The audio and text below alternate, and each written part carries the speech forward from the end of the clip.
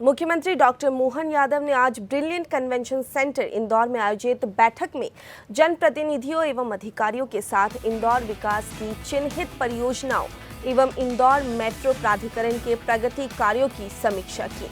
विकास और सेवा के 2 वर्ष पूरे होने के अवसर पर आयोजित इस बैठक में उन्होंने इंदौर की विभिन्न विकास परियोजनाओं पर विस्तृत चर्चा की और संबंधित अधिकारियों को आवश्यक दिशा निर्देश दिए।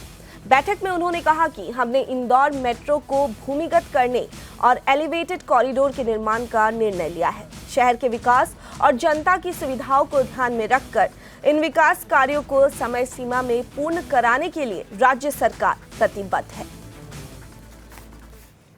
पूरी मेट्रो को भूमिगत करने का सुझाव आया।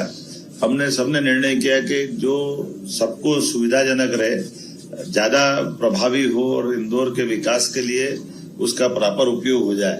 तो इसको इस तरह से हमने सबने मिलकर के निर्णय किया है। जो 800-900 करोड़ रुपया लगेगा राज्य सरकार मिलाएगी और उस योजना के लिए निर्णय किया गया। ये बड़ा निर्णय है मेट्रो रेल परियोजना के लिए।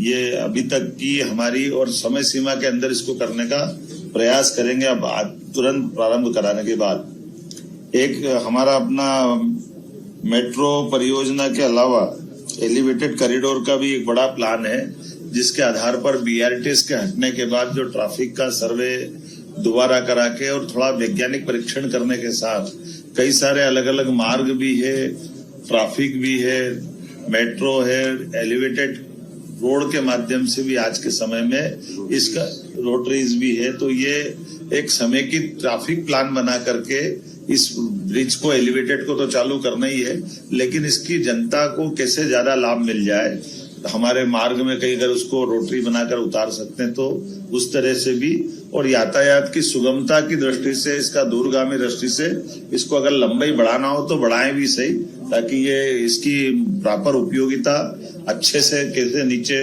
यथार्थ रूप में आए। तो हमने सबने मिलकर एलिवेटेड कॉरिडोर पर कार्य करने का निर्णय किया है।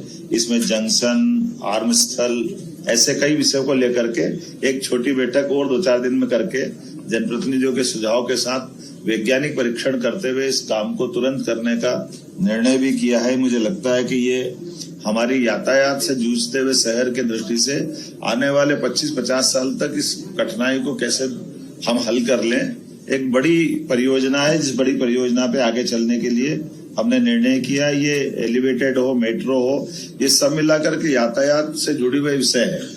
और आने वाले समय में मेट्रोपॉलिटन सिटी भविष्य में तो वैसे अभी करीब करीब इंदौर, उज्जैन, देवास एक जैसे ही हो गए, धार, पीथमपुर भी, लेकिन भविष्य में भी और पूरे सभी मार्गों के साथ जो प्लान है उस प्लान पे हम काम भी कर रहे हैं, मास्टर प्लान पे भी, और लेकिन इसके साथ झोनल प्लान, क्योंकि मास्टर प्लान की जो लिमिट है उसके नीचे झोनल प्लान नगर निगम के माध्यम से भी बनाए जा सकते हैं। तो झोनल प्लान के आधार पर यातायात के लोड को देखते हुए जनता की सुविधा और सुगमता पूर्वक मार्ग बने, इस दिशा में भी निर्देश जारी किए गए हैं कि वो ठोस काम